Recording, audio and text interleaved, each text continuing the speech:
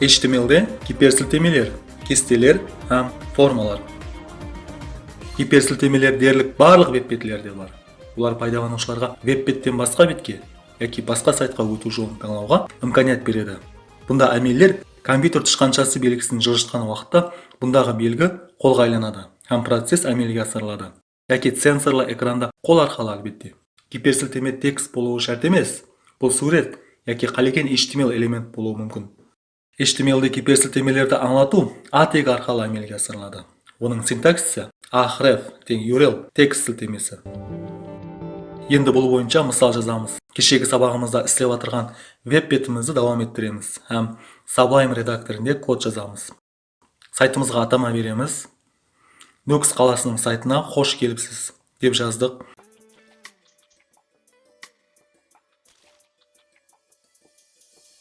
Енді сілтеме беру үшін href решетка. Бұл жерде решетка белгісі беттің өзіне сілтеме берілгенлігін білдіреді. Себебі біз әзірше анық мәнзілді көрсетпедік. Музейлер.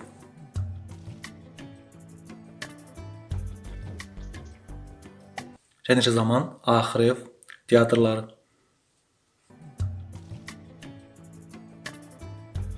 Театрлардан нұсқа көшіремен. Кафелер. Сауда орынлары.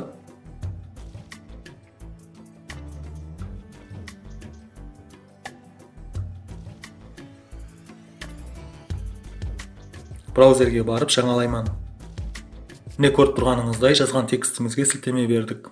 Һәм тышқаншаның көрсеткішін қолдың белгісіне өзгергенін көруімізге болады. Бұнда бір қатарға дізіліп қалды. Енді олардың арасын ашып шығаман.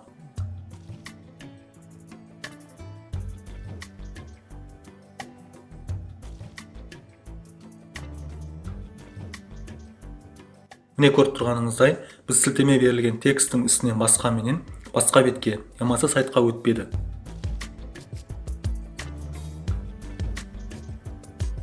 Себебі бағана біз hrefтен кейінгі мәнзіл жазу орнына решетка қойдық. Яғни ол сол беттің өзіне кіреді деген сөз.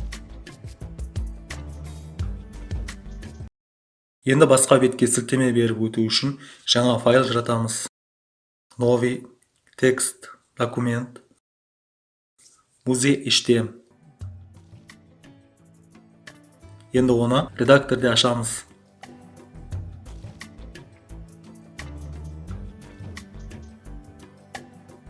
Нөкс қаласындағы музейлер хақында деп темаға жаздым.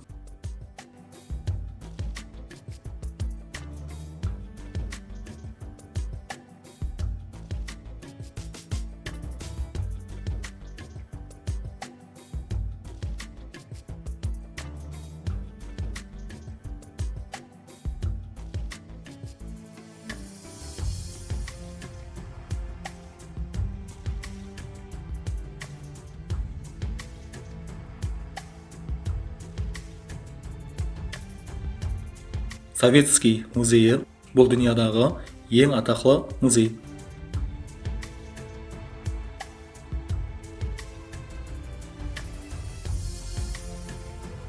Міне бетті жаңаладым. Музейлер сілтемесіне кірген жоқ. Себебі біз код жағына адресті, яғни muzey.htm файлын көрсетпедік. Сол үшін решетканың орнына muzey.htm деп кірттім.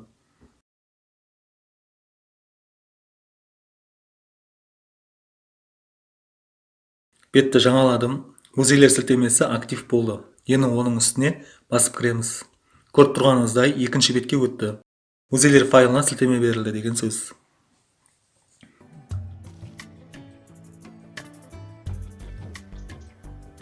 Музейлер бетінен бас бетке өту үшін және сілтеме беремен. href site.htm.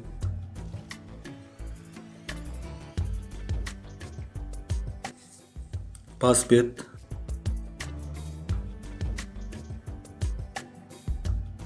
міне шықтым.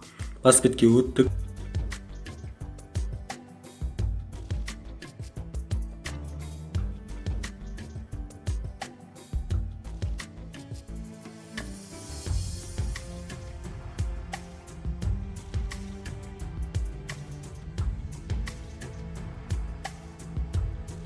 Қосымша бетке Советский музейінің суретін қояман. Қазір интернеттен алып атырман.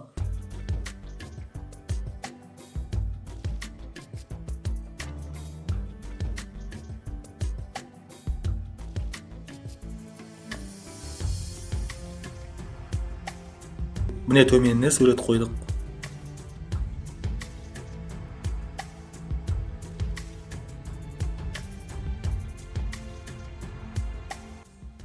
Енді театрлар текстіне сілтеме береміз. Театр Ноқат Хаштем. Енді бұл файлды жаратуым керек. Ол үшін қайтадан жазып отырмаймын.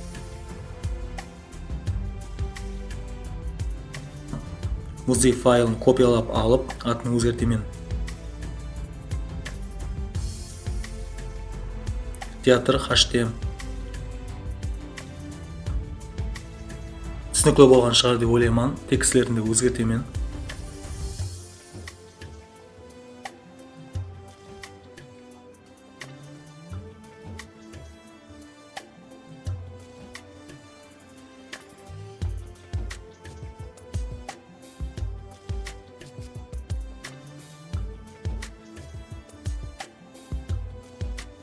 Міне театрға да сілтеме бердік.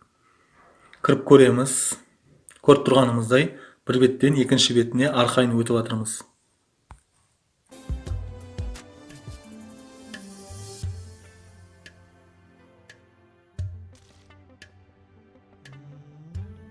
Студенттер, сілерге соны айтып өтпекшімен, мен сілерге көрсетіп атырған видео сабақларды компьютеріңізде параллель, мен сілеп атырғанда етіп орылап барсаңыз, мен сілерге кепілдік беремен, бұны тез һәм аңсат үйреніп аласыз.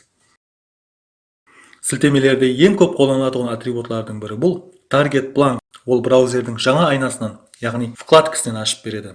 Әсіресе бұл сілтеме түрі рекламаларға сілтеме беруде қолданылады. Ол үшін театр сілтемесіне Target Blank атрибутын жазып шығамын. Target-тен төменгі сызықша Blank. Сайтты жаңалаймын. Театрлар сілтемесі браузердің таза айнасынан, яғни жаңа вкладкаде ашылды.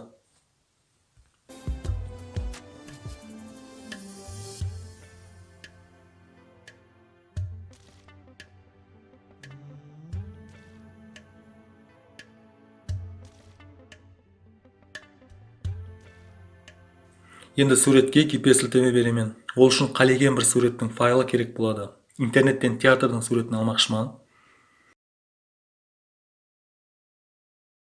Міне алдым. Суретті әлбетте өзіміздің папкамызға жайластыру орынды. Енді кипе сілтеменің текстін жазаман. Сілтемені театр веб бетіне беремен. Аны жаудым. Оның ішіне суреттің тегін жазаман. Әлбетте театр бір суретін орнатамыз.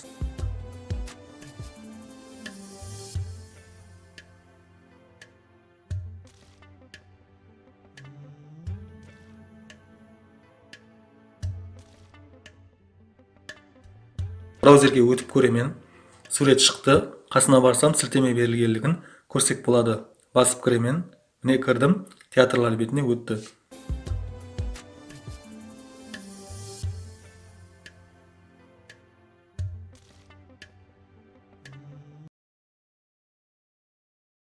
Енді кипе сілтемені басқа сайтқа береміз. Ол үшін тек сілтеме адресіне сайт манзілін жазуымыз тиіс.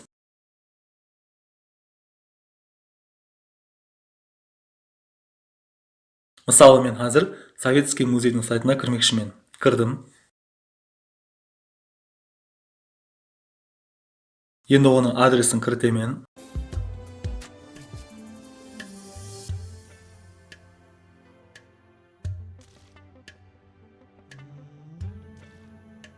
Кіремен. Советский сайтына өттік. Әдетте басқа сайтқа өткенде, бағана айтып өткеніміздей, Target Blank атрибутынан пайдалану мақсатке муафиқ. Сол үшін бұл сілтемеге Target Blank атрибутын жазаман.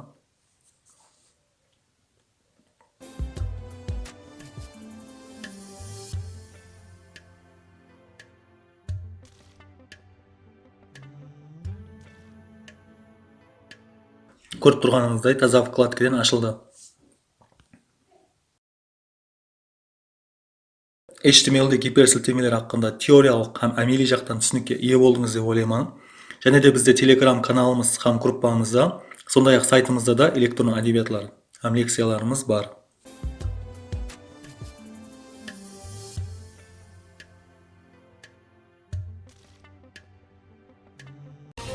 HTML-де кестелер, яғни таблицалар. HTML-де таблицаларды аңлату үшін table тегінен пайдаланамыз. Кестенің әрбір қатары tr тегіменен жазылады. Һәм бағанасын жазу үшін td тегінен пайдаланамыз. Кесте заголовкасын z тегіменен белгілейміз. Енді мысал менен жазамын. Социалдық тармақлар һәм мессенджерлердегі аудитория бойынша таблица түземін. Table border тең 1 дедім. Бұнда border таблицаның шекарасы tr. Бұл таблицаның қатары. Таблицаның қатарын 5 қылмақшымын. td. Номер. Кейінгі бағана үшін td. Web manzil. td. Аудитория. Followers.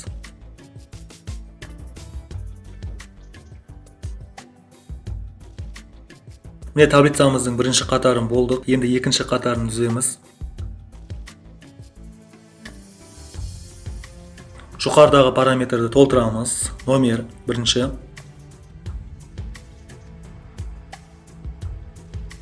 Веб манзилдің төменгі ячейкасына. Facebook. Кейінгі қатарға осы үзбесілікте толтырып шығамын.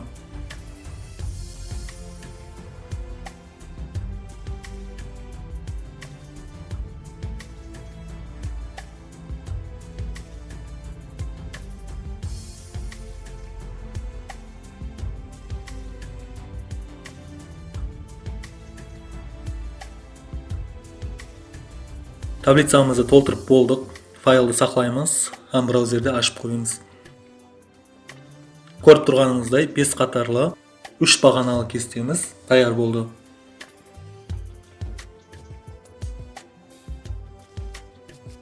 Біз таблицаның API ұсылын көріп өттік. Бүгінгі күнде кестелерді аңлатуда бір қатар өзгерістер кіргізілді. Әсіресе CSS стилер арқылы аңлату HTML5-те қалабыласқан. Біз CSS-ті алдағы уақытта өтетіғын болғалықтан таблицаның айрым элементтерін CSS-тегі style тегі арқылы көрсетуді мақұл көрдік. Ол үшін структураны head бөлімі арасына style тегіменен таблицаның стилерін кіртемен style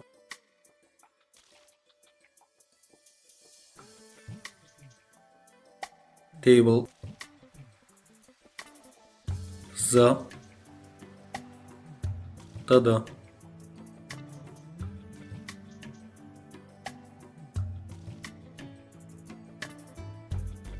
Border 1 pixel solid black. Border collapse.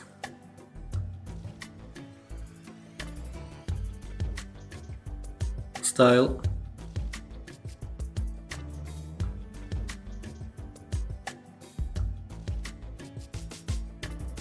Міне ендігі текті жазамыз.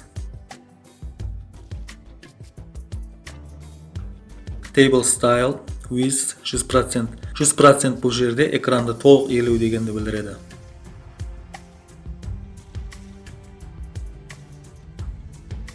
Z аты, фамилиясы,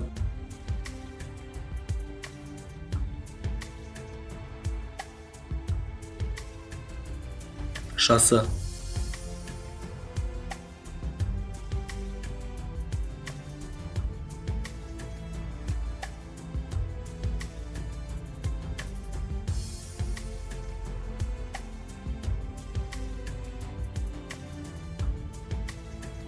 Алпамыс, Лепесбаев,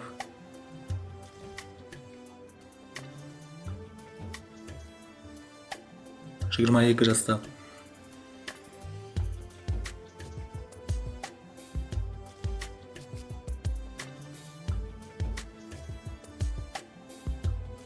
Каражан, Идигеоло, 21 жаста.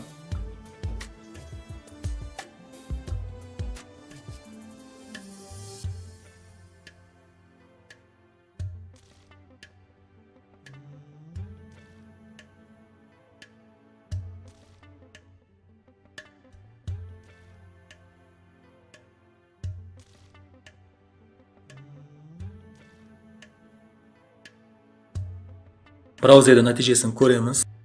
Көріп тұрғаныңыздай, таблица браузер экранын толық иеледі.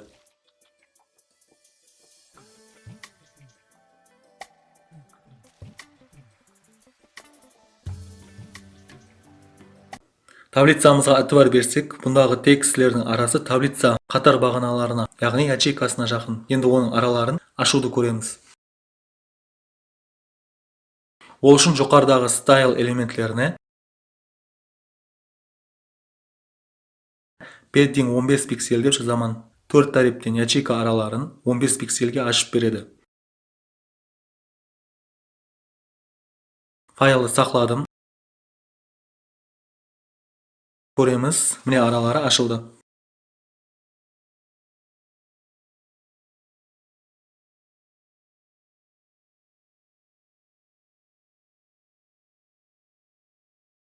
Кесте қатарына бірнеше ячейка, яғни бағана қосуға да болады. Ол үшін row span атрибутынан пайдаланамыз. Код жазамын. Table style with 50%, енін 50% қыламын, яғни бұл экран өлшемі.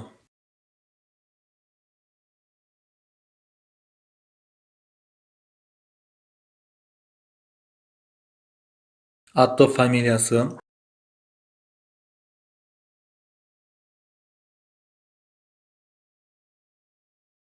Гүлпаршын Аббасқызы.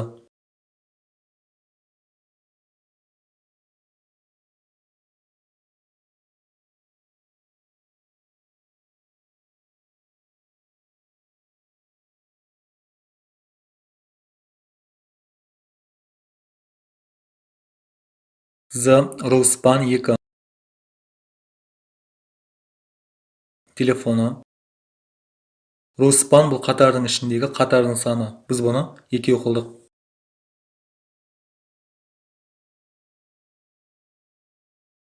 Телефон номерлерін жазамын.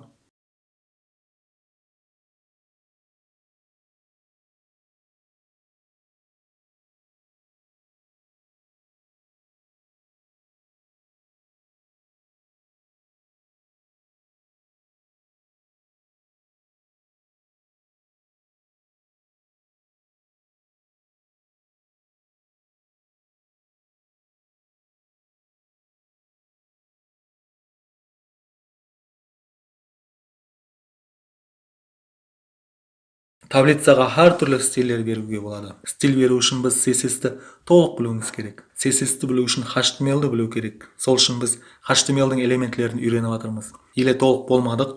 Бүгін екінші видеомыз, сондықтан таблицаның стильдері хақында CSS бөлімін өткен уақытта сізге және де түсінікті болады. HTML-де тізімлер. Тізім деп маркер, ямаса салалар менен басылатұғын өзара байланысты болған мағлұматлар топарына айтылады. Тізімлер түрлі мағлұматларды системаластыру, һәм оларды пайдаланушыға анық һәм қолайлы түрде көрсету үшін қолданылады. HTML-де тізімлердің екі типі бар. Маркерленген, ямаса тәртіпленбеген тізім. Номерленген, яғни тәртіпленген тізім. Маркерленген тізім ол тегінен басталады. Тізімнің һәр бір элементі болса, ли тегіменен жазылады. Әдетте тізім элементтері ноқат арқылы белгіленеді. Мысалы, ул тату элементі ли, және лиге қыму, NMP.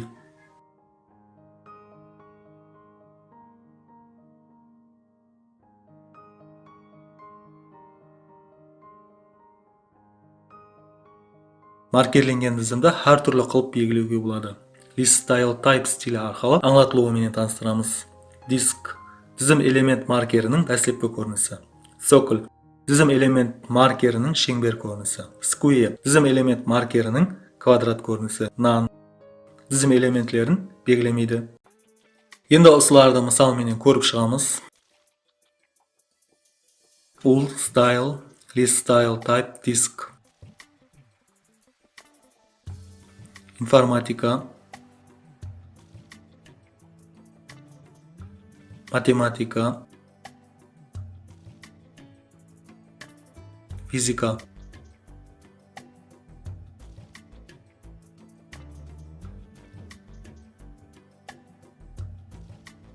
Mine bol dizim element markerinin dastlabki ko'rinishi.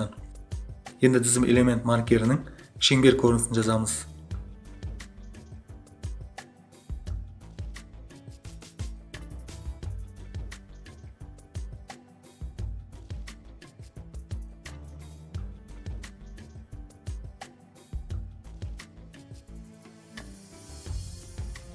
Ana tili, ingliz tili, rus tili. Ko'rib turganingizdek marker ko'rinishi shengber formasında.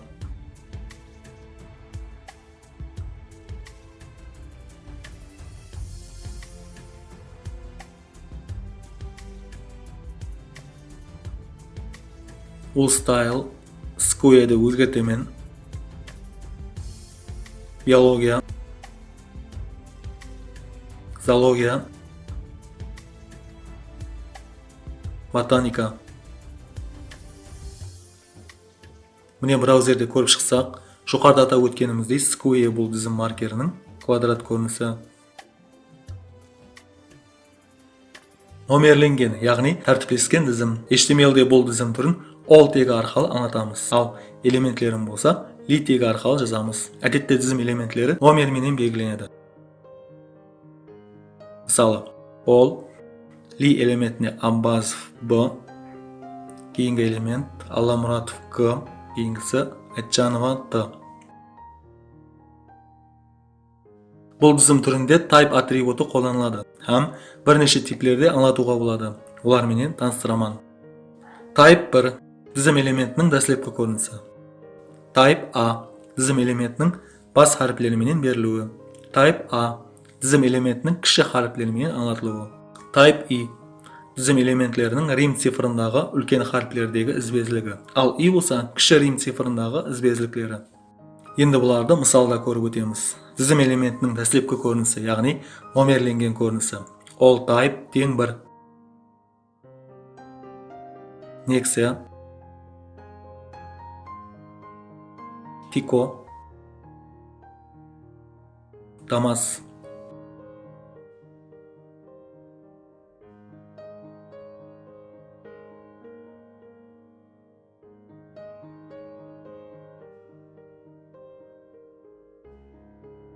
Dizim elementining bas harflari bilan beriluvini ko'ramiz.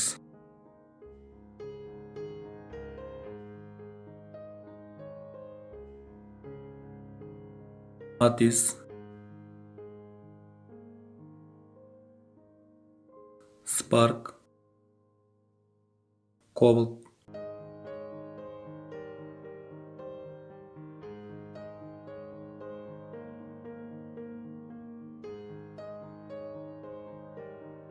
Al endi kichik harflarda anglatiluvi.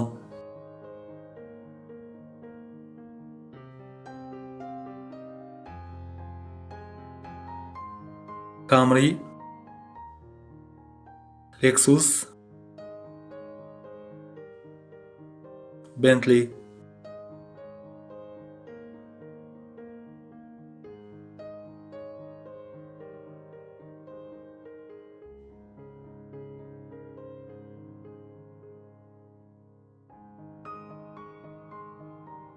Endi bo'lsa ulkan rim sifrida Nexia, Damas.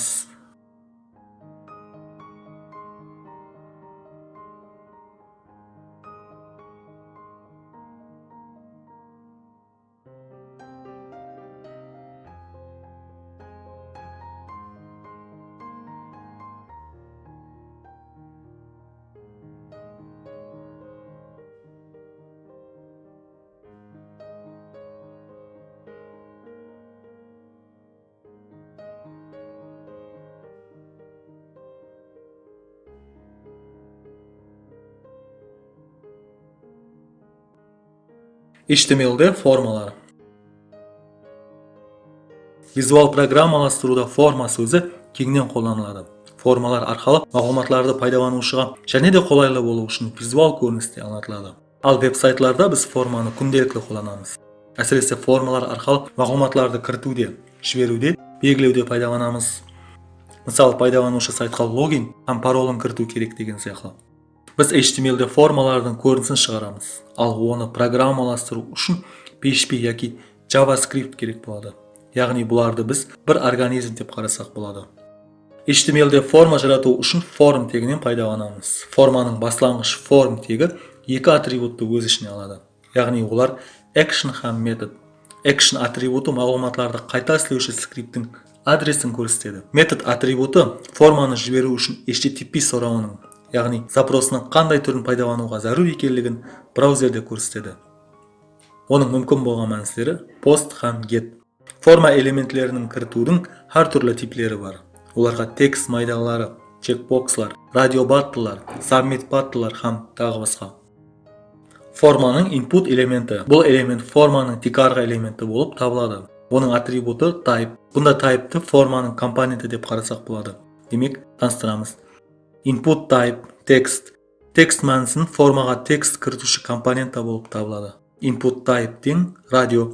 Бұл радио түймесі. Ол бірнеше элементлердің біреуін таңлауға арналған. Input type тең submit. Ал submit болса, түймені, яғни кнопканы, баттынды шығарады. Экранларыңызда input'тың көплеген типлерін көрсетіп өтемін.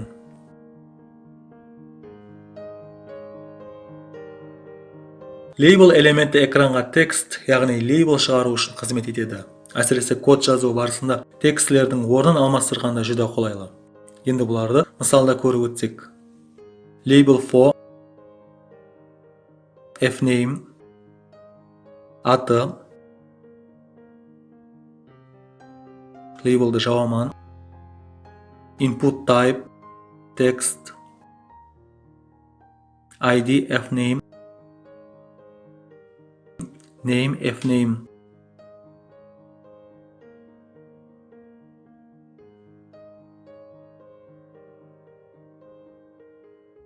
Кейінгісі фамилиясы.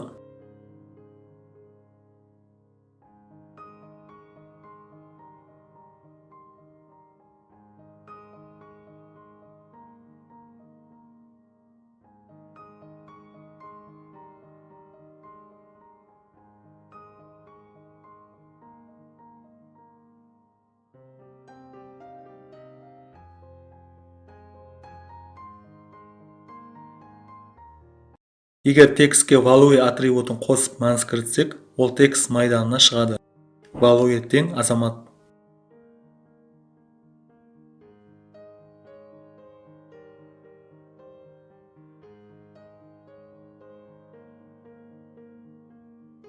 Енді радиобаттынды жазып көреміз.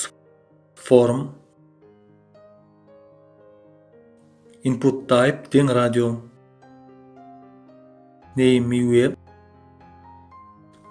value алма, checked алма. Бұл жерде checked белгіленді деген сөз. Input type радио, анар,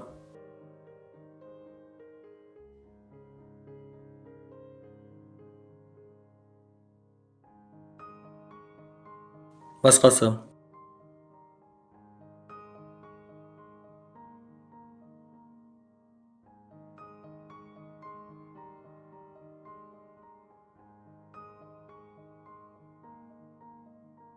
Егер чекті жазбасақ, еш қайсысы таңланбайды.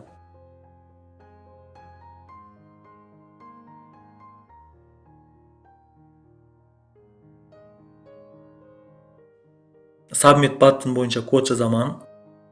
Form action. Атыңызды кіріп.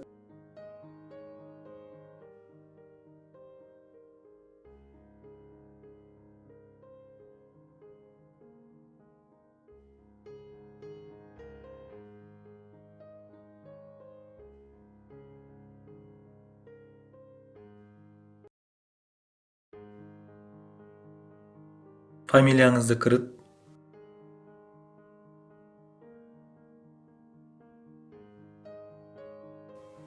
input type, submit, кірту.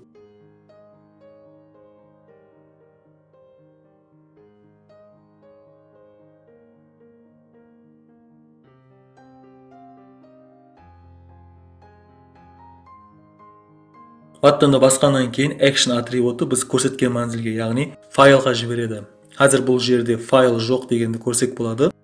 Себебі біз файл жаратпадық. Әдетте запрос жібергеннен кейін оны PHP-де тексереміз. Input'тың password типін жазамыз. Логинді кіріп, input type text,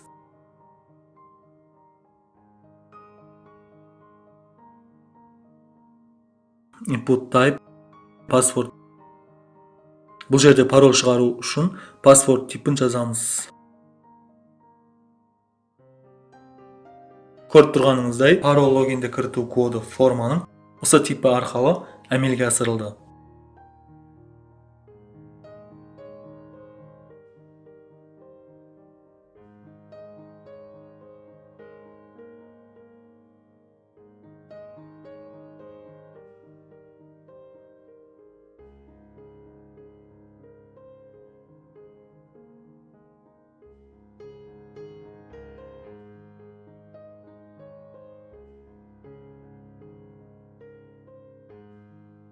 Checkbox'ты орнату.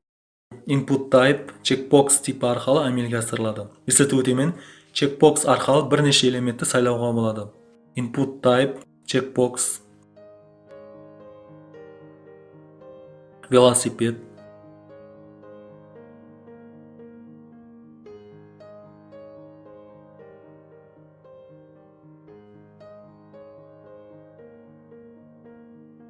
скутер,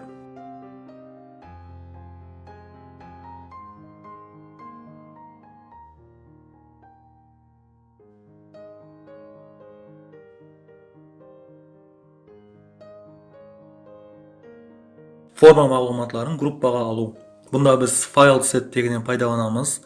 Бұл элемент форма мағлұматларын группалайды һәм рамкаға алады. Онан кейін legend тегін қолданамыз. Бұл тек рамкаға алынған майданға текст жазу үшін қолданылады. Form action, file set,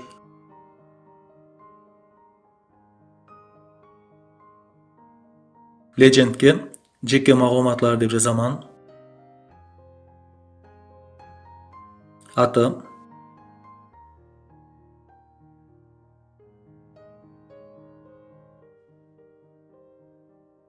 фамилиясы,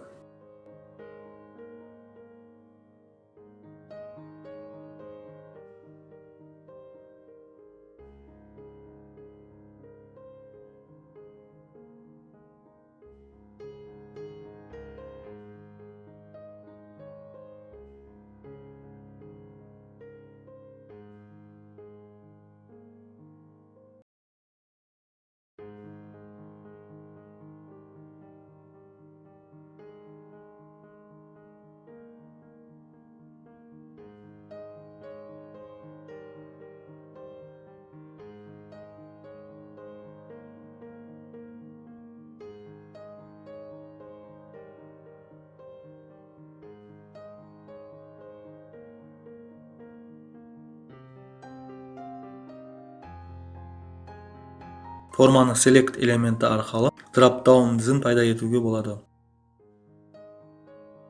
Машиналар,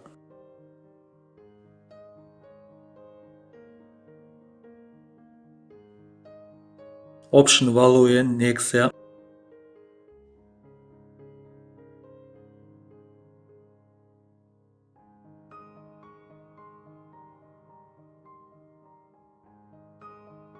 Kings, Cobalt,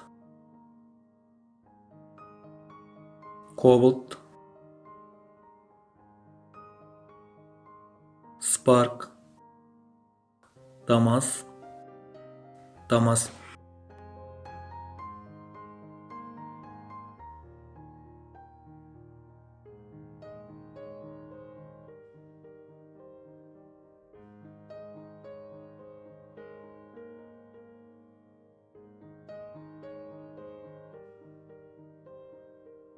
Bunda option бұл таңланған элементлер. Әдетте бірінші кіріткен элемент көрсетіледі. Егер optionға select атрибутын жазсақ, бірінші болып таңланған элемент көрсетіледі. Option value spark selected. Бұл жерге selected деп жазамын. Spark. Міне автомат түрде spark таңланды. Text area элементі. Text area элементі үлкен көлемдегі текстілерді текст қатарларын кіргізу үшін қолданылады. Мысалы, rows 1 calls 30. Бұнда rows қатар саны, бұл бізде 10. Бағананың саны 30 деп параметр бердік.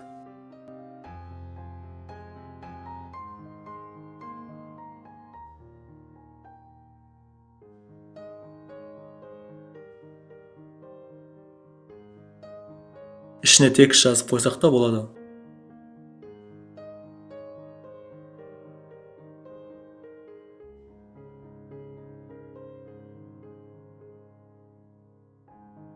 Button элементі.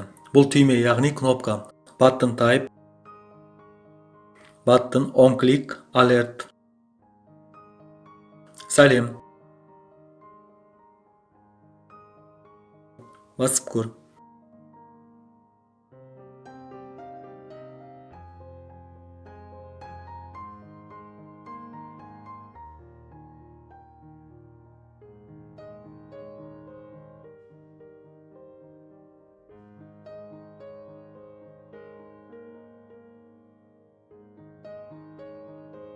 Міне сабағымыз арқылы HTML-де гиперсілтемелер, кестелер, формалар бойынша теориялық һәм әмели жақтан видео сабақ өттім. Бүгінгі сабағымыз осылар. Алдағы уақытта да видеолар күтің, бізден ұзақласпаң.